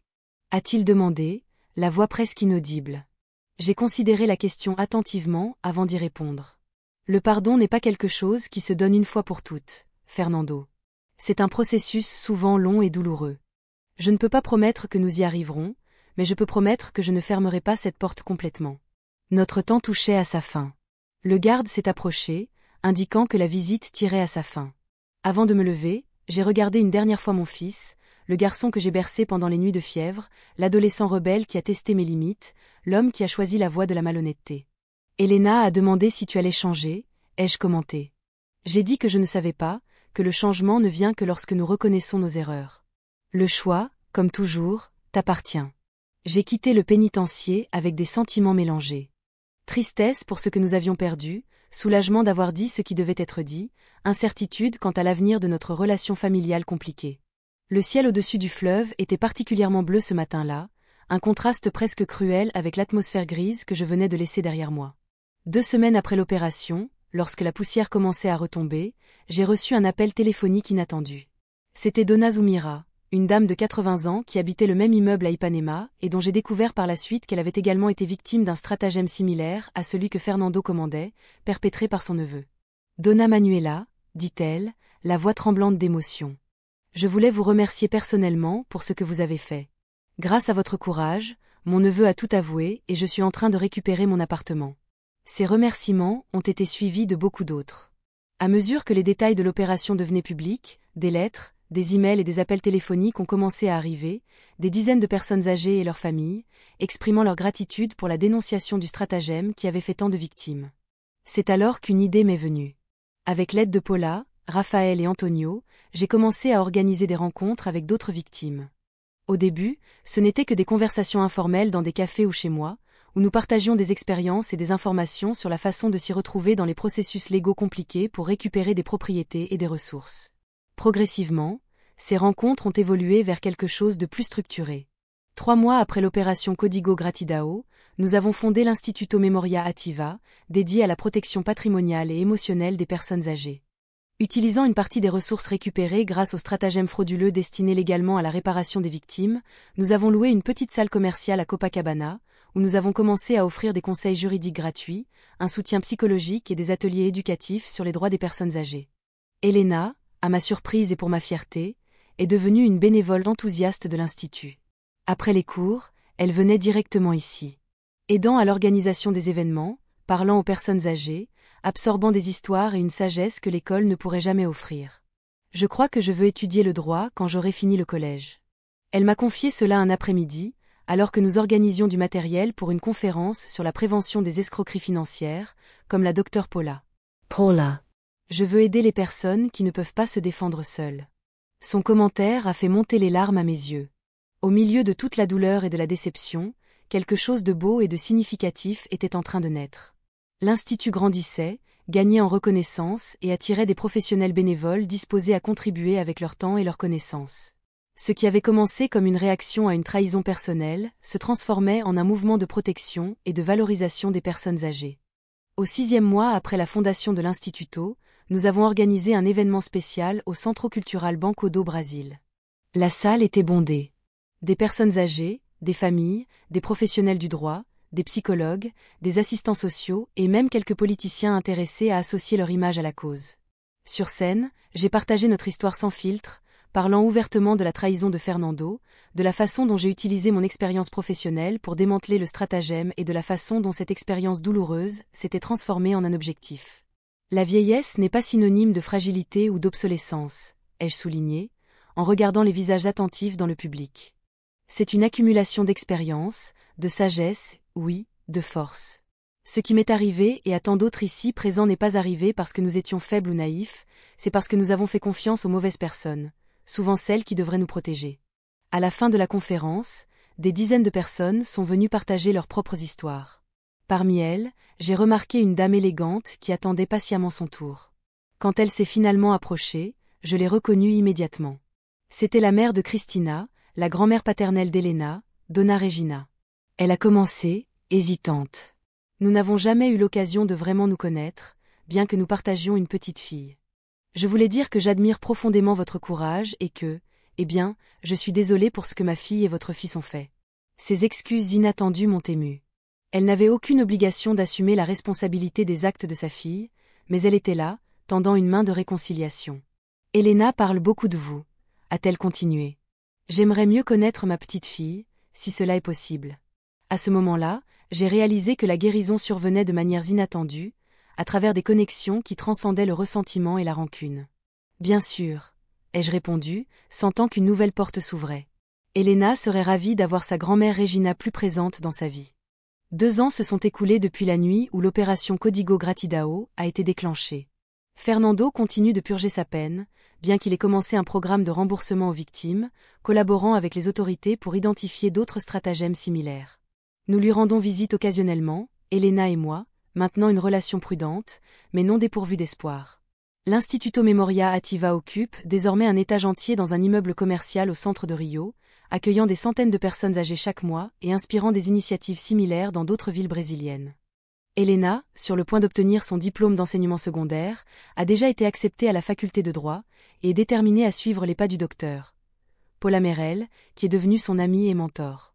Quant à Antonio et moi, notre relation a naturellement évolué de l'amitié vers quelque chose de plus profond. À 70 ans, elle a redécouvert le plaisir de la compagnie, de la complicité et de l'affection qui se construit sur des bases de respect mutuel et d'admiration. En repensant à cet après-midi fatidique où j'ai entendu les paroles cruelles de mon fils et vu l'appartement que j'ai construit avec tant d'efforts être pris, je me rends compte que ce qui semblait être la fin était, en réalité, un nouveau début. La trahison qui aurait dû me détruire a fini par révéler une force que je ne savais même pas que je possédais. Aujourd'hui, alors que j'observe le coucher de soleil depuis le balcon de mon appartement récupéré à Ipanema, avec Elena qui étudie à la table à côté et Antonio qui prépare le dîner dans la cuisine, je ressens une paix que je jugeais impossible en ces jours sombres. La blessure fait encore mal parfois, comme les blessures profondes ont tendance à le faire, mais nous avons appris à vivre avec les cicatrices, en les transformant en marques d'une bataille que, contre toute attente, nous avons gagnée. Et s'il y a une leçon que j'aimerais partager avec ceux qui écoutent mon histoire, c'est celle-ci. Il ne faut jamais sous-estimer le pouvoir d'une vieille femme avec détermination, de l'expérience et un sens inébranlable de la justice. Parce que lorsque nous sommes défiés, lorsqu'ils essaient de nous écarter comme insignifiants, c'est précisément à ce moment-là que nous révélons la force extraordinaire qu'une vie entière d'expérience nous a conférée. En regardant en arrière et en me souvenant de tout ce que j'ai vécu, je sens que mon histoire doit être partagée, non pas comme un cas isolé, mais comme un avertissement pour tant d'autres personnes âgées qui peuvent vivre des situations similaires en silence, par honte ou par peur. Quand Fernando, mon fils unique, m'a expulsé de ma propre maison après que j'ai signé l'acte en son nom, en disant « Maintenant, sors de ma vie, vieille peau. Je n'ai pas besoin de toi ». Il n'avait aucune idée de qui j'étais vraiment. Derrière la façade de professeur retraité et de mère dévouée, il existait une enquêtrice avec des décennies d'expérience dans le démantèlement de réseaux criminels. C'est cette expérience qui m'a permis de transformer ce qui aurait dû être ma défaite en une victoire non seulement pour moi, mais pour des dizaines d'autres personnes âgées qui étaient exploitées par leur propre famille. Le piège que j'ai préparé était des plus méticuleux. Alors que Fernando croyait m'avoir vaincu, je documentais chaque mouvement suspect, chaque opération frauduleuse, chaque connexion avec d'autres criminels. Avec mes anciens collègues de la Policia fédérale, nous avons monté un cas irréfutable, attendant juste le moment parfait pour agir. Et quel moment pourrait être plus approprié que sa fête d'anniversaire, entouré de tous ses complices et de la haute société qui l'aspirait tant à impressionner. Voir son visage lorsque mon image est apparue sur tous les écrans, révélant que la vieille femme qui l'avait écartée était sur le point de démanteler son empire criminel. Ce fut un moment que je n'oublierai jamais, non pas par vengeance, mais pour la justice qui se manifestait enfin, non seulement pour moi, mais pour toutes les victimes similaires. Les conséquences ont été immédiates et dévastatrices pour Fernando et ses associés. L'opération Código Gratidão a entraîné 19 arrestations simultanées, la découverte d'un réseau qui s'étendait à travers les bureaux d'enregistrement et les banques et l'identification de plus de 30 personnes âgées qui avaient été victimes du même schéma. Mon fils et sa femme Cristina sont allés en prison, confrontés à la dure réalité que leur choix avait créée. Elena, ma petite fille de 15 ans, est venue vivre avec moi. Voir sa force face à la vérité sur ses parents, sa détermination à suivre un chemin différent, est devenue la plus grande récompense que je pouvais recevoir. Non seulement elle a survécu au traumatisme, mais elle a éclos, trouvant un but en aidant d'autres personnes âgées à travers l'Instituto Memoria Ativa que nous avons fondé ensemble. Les 2 années qui ont suivi ont été consacrées à la reconstruction et à la transformation. Ce qui a commencé comme une réponse à une trahison personnelle a évolué vers un mouvement qui aide aujourd'hui des centaines de personnes âgées chaque mois, en offrant des conseils juridiques, un soutien psychologique et des ateliers éducatifs sur les droits et la protection du patrimoine. Fernando continue de purger sa peine, mais a entamé un processus de collaboration et de remboursement qui, bien qu'il n'efface pas le passé, ouvre une petite possibilité de rédemption future. Notre relation, bien que prudente, n'est pas entièrement détruite. Comme je lui ai dit lors de notre visite en prison, le pardon n'est pas quelque chose qui s'accorde une fois pour toutes. C'est un processus souvent long et douloureux. Quant à moi, j'ai redécouvert à 70 ans que la vie me réserve encore des surprises. J'ai récupéré mon appartement à Ipanema. J'ai trouvé un nouveau but dans l'institut et j'ai développé une relation profonde avec Antonio, mon ancien collègue, qui a été à mes côtés dans les moments les plus difficiles. Les blessures laissées par la trahison de Fernando font encore mal parfois, mais nous avons appris à vivre avec les cicatrices, en les transformant en marque d'une bataille que, contre toute attente, nous avons gagnée. S'il y a un message que j'aimerais que vous reteniez de mon histoire, c'est que l'âge ne doit jamais être confondu avec la fragilité. Les cheveux blancs, les rides, les pas plus lents ne diminuent pas notre capacité à lutter pour la justice, à réinventer nos vies, à recommencer même lorsque cela semble impossible. Chaque ride représente une expérience, chaque cheveu blanc, une leçon apprise. Chaque année vécue est un cumul de sagesse qui peut être notre arme la plus puissante. Nous tous, à un moment donné, serons âgés si nous avons de la chance. La façon dont nous traitons les personnes âgées aujourd'hui définit la société que nous construisons pour notre propre avenir. Lorsque nous permettons que les personnes âgées soient exploitées, trompées et mises à l'écart, nous ouvrons la voie à notre propre destin similaire. C'est pourquoi, je vous demande, à vous qui regardez, si vous avez identifié des parties de mon histoire dans votre propre vie, si vous connaissez quelqu'un qui pourrait être dans une situation similaire ou si vous vous souciez simplement de cette cause, ne restez pas silencieux. Le silence est le plus grand allié de ceux qui exploitent les personnes vulnérables. Cherchez de l'aide, dénoncez, partagez des informations qui peuvent protéger d'autres personnes âgées. Ce voyage que j'ai partagé avec vous n'a pas été facile à revivre ni à raconter. Chaque mot, chaque souvenir a exigé courage et détermination. Faire cette vidéo a pris beaucoup de mon temps et de mon énergie, mais je considère qu'il est essentiel que ces histoires soient racontées. La chaîne Vovo Lambrou existe précisément pour donner une voix aux personnes comme moi, qui ont des histoires importantes à partager, des leçons précieuses à offrir. Si cette histoire vous a touché d'une façon ou d'une autre, je vous demande de vous abonner à la chaîne. Chaque nouvel inscrit représente une personne de plus consciente, un allié de plus dans la protection des droits des aînés, une voix supplémentaire qui se joint à la nôtre. Le simple fait de cliquer sur le bouton d'inscription peut sembler minime, mais pour nous, il représente la reconnaissance que nos histoires importent et que nos voix méritent d'être entendues. Laissez aussi votre mention j'aime sur cette vidéo. Ce simple geste aide notre contenu à atteindre plus de monde, à répandre ce message si nécessaire au-delà de notre cercle immédiat. Et s'il vous plaît, partagez-la avec quelqu'un qui aurait besoin d'entendre cette histoire. Peut-être une personne âgée en situation vulnérable, un membre de la famille inquiet, ou simplement quelqu'un qui a besoin qu'on lui rappelle la valeur et la force des aînés. Plus que tout, j'aimerais vous inviter à laisser un commentaire. Qu'avez-vous pensé de mon histoire? Avez-vous déjà été témoin ou vécu une situation similaire? Que feriez-vous à ma place? Vos commentaires n'enrichissent pas seulement notre communauté, mais me donnent aussi personnellement la force de continuer à partager des expériences qui, bien que douloureuses, peuvent aider les autres à éviter des situations similaires ou trouver la force de les affronter. Produire du contenu comme celui-ci exige des ressources considérables. Recherche, écriture, tournage, montage. Chaque étape demande du temps et un investissement. Si vous le pouvez, envisagez de contribuer avec Valleux de Mai, notre forme de don pour aider à couvrir les coûts de la chaîne et permettre que nous puissions proposer plus de vidéos quotidiennement. Votre contribution, quelle que soit sa valeur, fait une réelle différence dans notre capacité à poursuivre ce travail. Ce soutien nous aide à maintenir la chaîne active et à toucher plus de monde avec nos histoires. Découvrez aussi nos autres vidéos. La chaîne Vovo Lambrou regorge de récits émouvants, d'histoires de dépassement, de conseils pratiques et d'expériences de vie qui peuvent trouver un écho dans votre propre parcours ou offrir des perspectives précieuses sur les défis que vous affrontez ou pourriez affronter à l'avenir. En terminant ce récit, je souhaite laisser une dernière réflexion. La vie suit rarement le chemin que l'on planifie. Parfois, les plus grandes trahisons viennent de ceux que nous aimons le plus et les recommencements les plus significatifs surviennent quand on s'y attend le moins. Ce qui détermine notre parcours, ce ne sont pas les coups que nous recevons, mais la façon dont nous choisissons d'y répondre. Comment nous transformons la douleur en objectif, la trahison en justice, la fin en nouveau départ. Quand Fernando m'a dit de sortir de sa vie, il a cru écrire le dernier chapitre de mon histoire.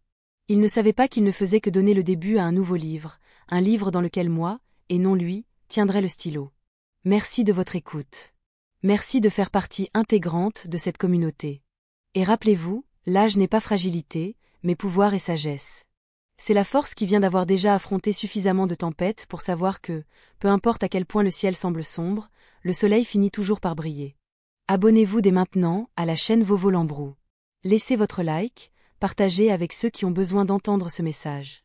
Commentez votre propre expérience ou réflexion et, si vous le pouvez, soutenez notre travail grâce au Valleux de Mai. Ensemble, nous pouvons garantir que les voix des personnes âgées soient entendues, respectées et, surtout, jamais sous-estimées.